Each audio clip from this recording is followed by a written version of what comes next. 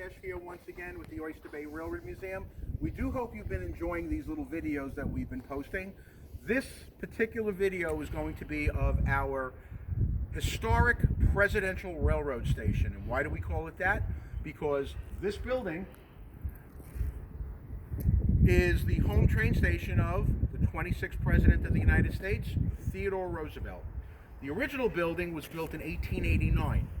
In 1901, when Roosevelt became president, the Long Island Railroad decided to bring in a famed architect, Bradford Lee Gilbert, and they renovated this building to be more grand and befitting of a president of the United States.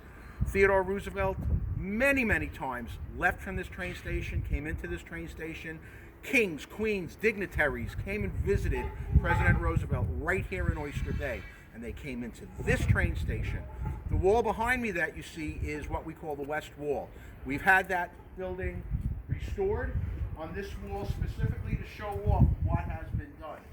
When we took over the building in the 90s, this was a solid brick wall, and only those three little windows at the very top were visible. Everything that you see on the infill between the wood, most of it was missing, and it was just white, as you can see under those two little windows. You could not tell that there were really oyster shells embedded in the concrete.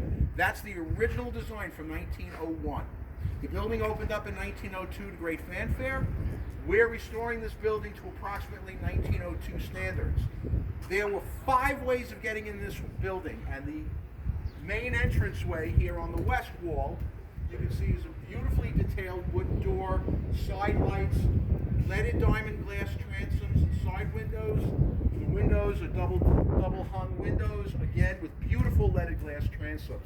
Magnificent woodwork, Tudor design, a lot of light coming in from the west, there's a lot of light coming in from the right, and if you want, we'll take a little walk inside. It's messy, and there's not a lot really to see, but I can still point out a few details. So come on in.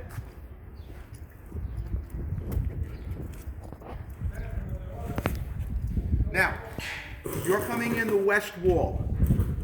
What I'm going to do is I'm going to close this door because it's very windy today. But what I want to show you is, you notice window, door, window, exactly the same as the west wall. And as you come this way, you'll notice on the northwest wall the same thing. Window, door, window. This entire wall, too, was bricked up. You couldn't see the windows, the doors, and the windows.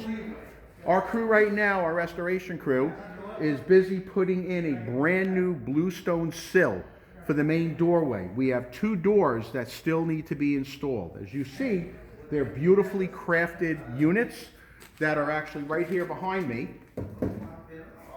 Right here. One is going to go here on the northwest corner, the other is going to go on the northeast corner. We're also restoring the windows, the double hung windows that you can see down here. In fact, there's one right there on the work table that's been stripped, and they put linseed oil on it to seal the wood, and then they're going to prime it and paint it. Every window in this building is either going to be brand new or fully restored. We'll have it sensitive to weather, where we'll have storm windows on the inside, and this will be a warm building. As you look around inside the building, you can see it was once a very grand building, a beautiful building. A lot of this detail was taken away in the 60s when the Long Island Railroad took over the state of New York. And we're going to restore it to its grandeur. You can see the pilasters and the pillars that we've added. You can see the beautiful truss work at the ceiling that we're going to add on. We're going to put a ticket bay back on the left side. Those 2 doorways in the back going to be bathrooms, and right in between there is a fireplace. It's hard to see now, but we'll do another video in the future to show you exactly what's going on. This year we're going to be probably closed here at this building for most of the year because of the restoration going on, but we hope to have it open at the end of the year for a few tours. We'd love to see you here in Oyster Bay. When you have the time, come on up and visit with us. So I'm Gary Farkash, representing the Oyster Bay Railroad Museum. Thank you very much for joining us for these vignettes, and we're going to make more as the season goes on. So thank you very much. You take care.